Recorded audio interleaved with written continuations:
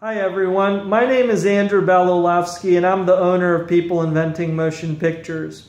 Today I wanted to share with you a little bit more about my two favorite shows right now on Netflix, Californication and Shameless. A lot has been going on in both of those shows that I've been watching. I started watching them about, I would say, 2, 3, 4 months ago, somewhere around there. But it's very interesting, very good writing in both of those shows, a lot of cliffhangers. That's what makes it interesting, a lot of character development too. It's interesting to see how all those characters intertwine with each other. First off, in Shameless, Fiona Gallagher ends up getting married. That's a very big plot twist. I did not see that coming. I honestly thought Fiona would end up living through her party years a little bit more and settling down maybe when she was a lot older. But she ends up getting married on a whim. She knew the guy for about a week and a half, and he ends up proposing to her. And she ends up getting married. Frank Gallagher, he ends up losing $121,000. Gone. The minute the episode starts, he's drunk, blacked out, passed out, and he ends up getting woken up by a cop. That's Primo Frank right there. So he ends up having to find where his money went. This money comes from the insurance settlement from when he needed the liver. So he ends up having to go backtrack to find out what happened with his money. But it would be very interesting to find out what happens if Frank didn't do all that. Would the series still be the same? Would there be new episodes that could be written about that? I don't know. I mean, could the family take it? Because they have a large family. I'm sure Lip could use some of that money. Carl could use some of that money to do whatever they need to do in the life. But I could also see the writer's point, character, you go back to what you know how to do. So Frank knows how to drink, party, and gamble, and that's what ended up happening. But like I said, it'd be interesting to see if the family could sustain holding that $121,000. But you can see that the show's going in a different direction by all of this. You see Fiona getting married. Lip is in Miami with his girlfriend. He's pursuing interest with engineering. Funny thing is, Lip never liked his girlfriend's father. His father gave Lip $10,000 to stay away from his daughter. Well, now they're bonding over engineering, and his girlfriend's father is going to teach him the ropes and show him what he does on a day-to-day basis. Because conveniently, he is in a similar field that Lip is studying in school and college right now. Now, moving into Californication, Hank is in rehab. What happened in the last few episodes of Californication is Hank's baby mama, Karen, ends up not leaving her husband, but her husband leaves her.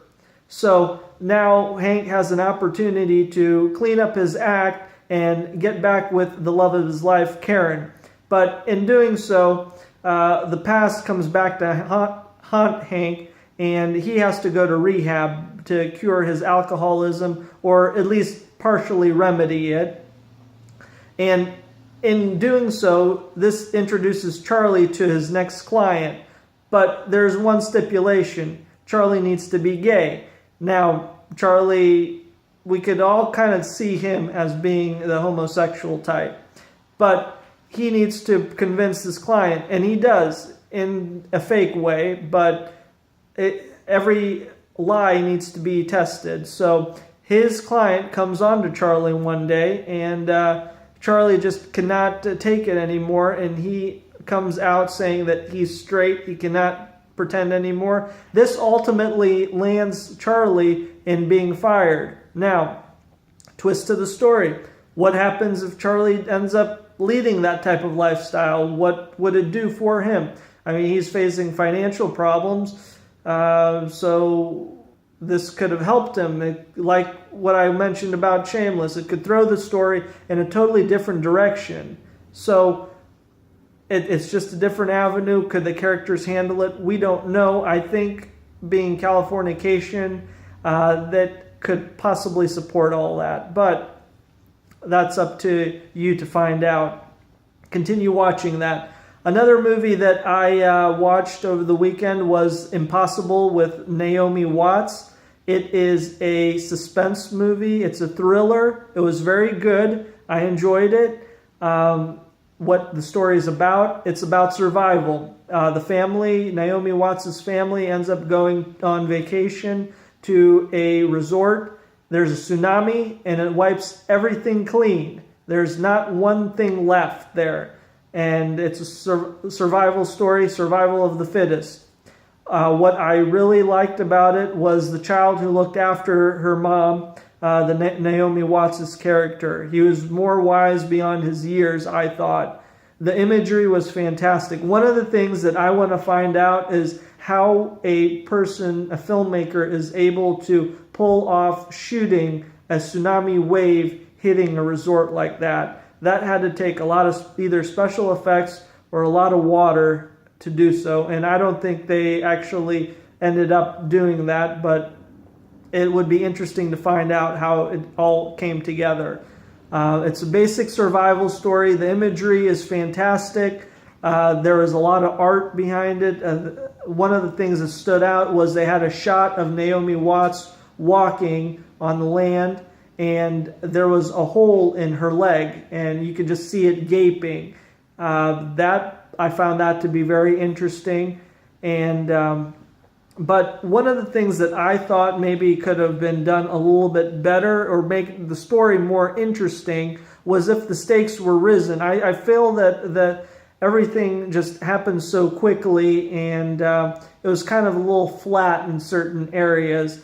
Now, granted, it was based on a true story, so I'm not trying to insult anybody, but what would happen if the stakes were risen a little more? For example, you throw in a little bit Turistas in there if you've seen the movie, or The Shallows in the mix. Get that involved, the storyline there. You go out into the wild. What happens if Naomi Watts' character, along with her child, doesn't find her children and husband so quickly? What happens if they ended up getting stranded in an island? Survival of the fittest, Swiss Family Robinson. That I thought could have maybe took the story a little bit further into a different direction, maybe made it a little bit more interesting.